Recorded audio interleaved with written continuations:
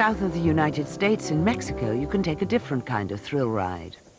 One rail line makes a dramatic run across the Barranca del Cobre, the Copper Canyon.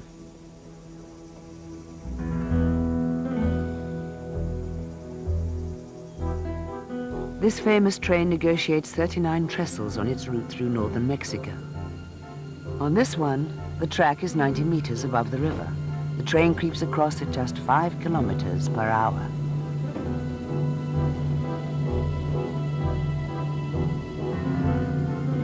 The bridge is made of wood, but the engineer must have nerves of steel.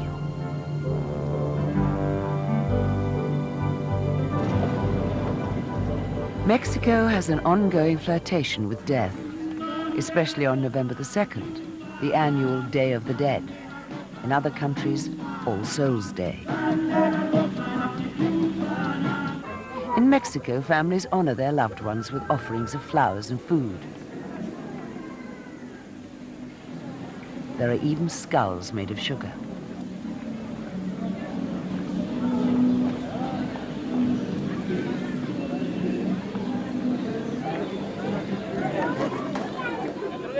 Maybe death becomes a little less frightening if you can take a bite out of it.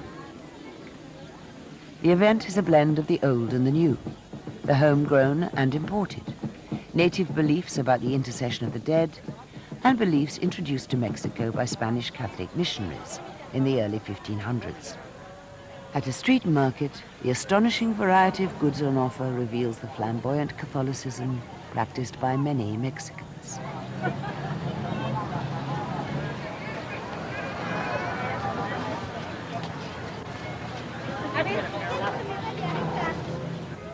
Outside a cathedral in Mexico City, a woman honors a pact she made with God when her baby was ill. She vowed to cross the plaza on her knees if the child survived.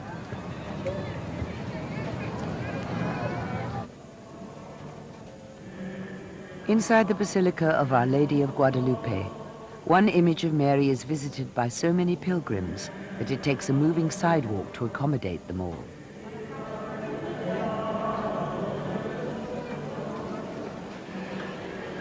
The Virgin is said to have appeared to a poor peasant in 1531.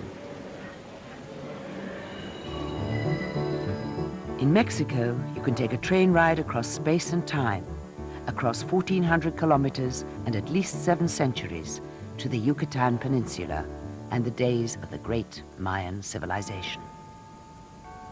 But first, take a look around the most populous city on Earth, Mexico City.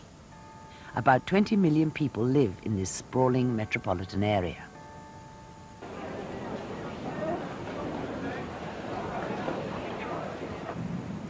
Parts of the city have broad avenues and impressive statuary, features that are reminiscent of Spain.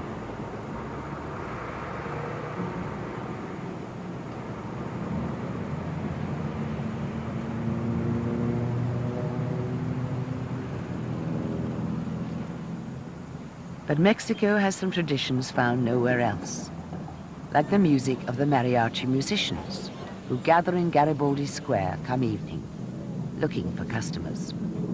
The music is Mexican, but the name comes from the French.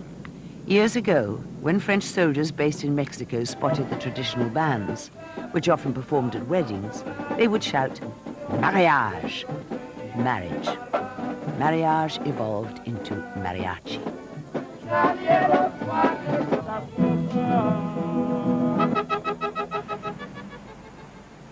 Traveling in Mexico, you cannot help but experience the country's colonial culture. The Spanish influence is everywhere.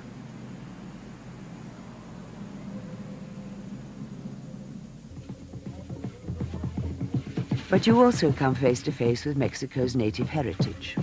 At festivals and street fairs, the Aztec and Maya civilizations are well remembered and honored.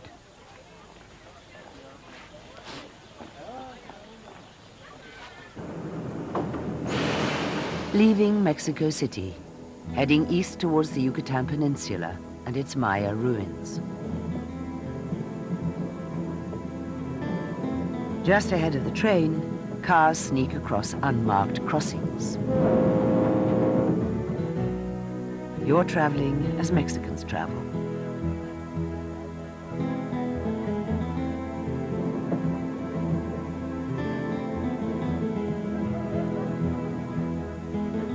An informal meal, tortillas, flat corn pancakes filled to order, with meat and vegetables.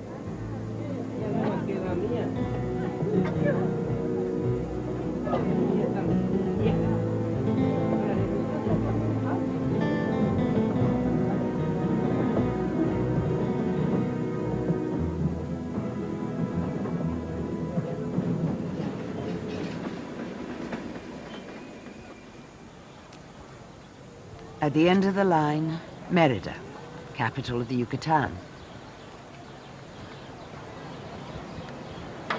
The women wear traditional tunics, embroidered with flowers. Many of the local people are descended from the native Maya.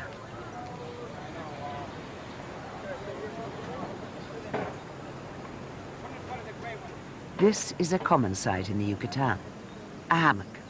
The first of these portable beds were invented by the Maya. Their hammocks were woven from the fibers of tree bark. 2 hours from Mérida lie the ruins of Chichen Itza. This was once a great Maya city. Human sacrifice was practiced here. The still beating hearts of the victims were offered up to honor and appease the gods. The first stones were laid here 14 centuries ago. The Maya were not only skilled architects and engineers, but experts in astronomy and mathematics. This sophisticated culture knew of the wheel, but used it only as a toy.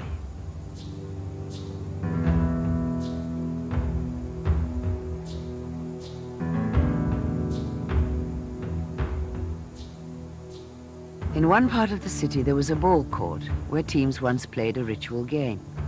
Using only their hips, knees, or elbows, players tried to get a ball through a small hoop positioned 7 meters above the ground. After the game, which was called Poctapok, the winning captain received a great honor. He was put to death, a sacrifice to the gods.